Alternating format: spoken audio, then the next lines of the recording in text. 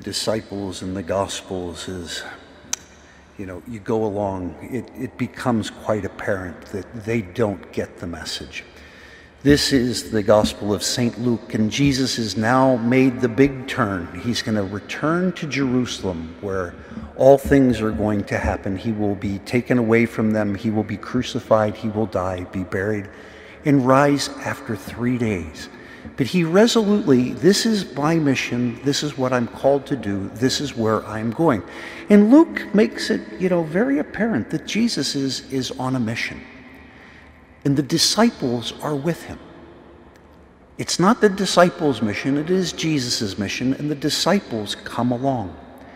So when Jesus sends messengers ahead to prepare for his coming through, where he will continue to proclaim the kingdom, the love of God, the disciples are rejected because Jesus is going to Jerusalem. And now you have to go into why. Well, the Samaritans believed that they were called to worship in their own territory, in their own house.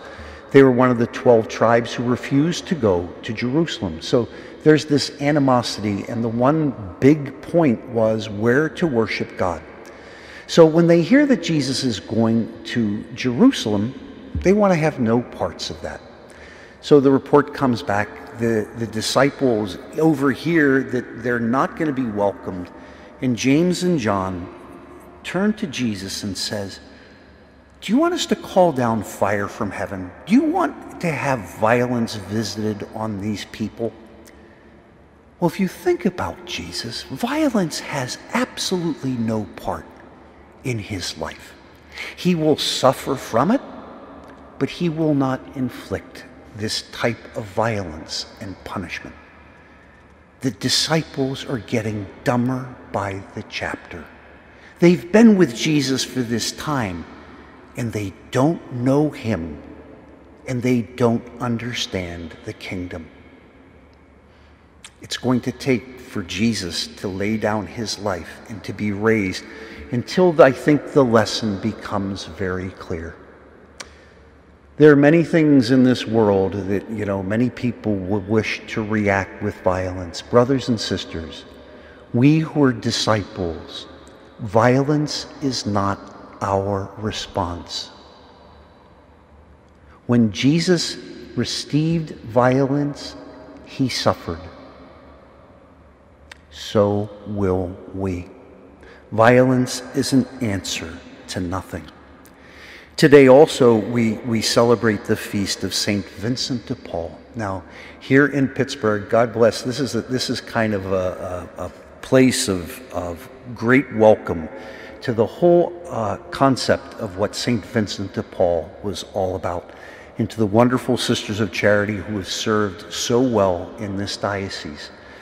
St. Vincent de Paul, along with St. Louise de Marillac, founded the Sisters of Charity.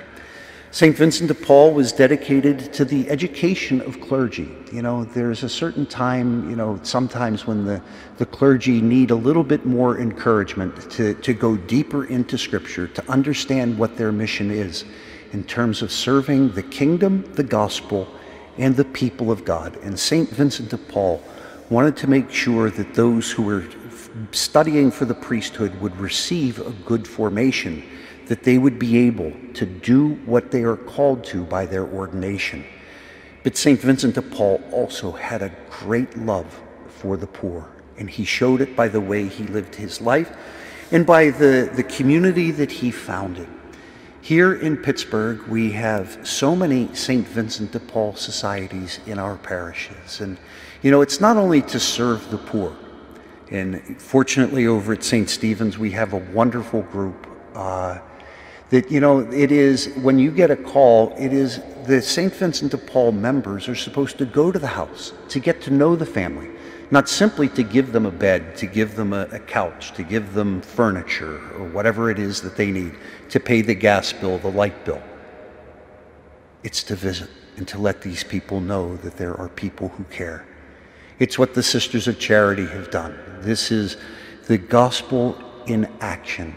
It is the love of Christ being lived through the lives of people who take this gospel and try to live it.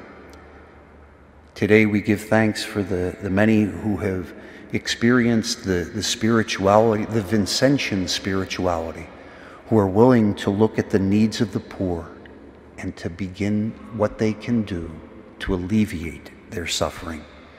May this day, may we learn what that means.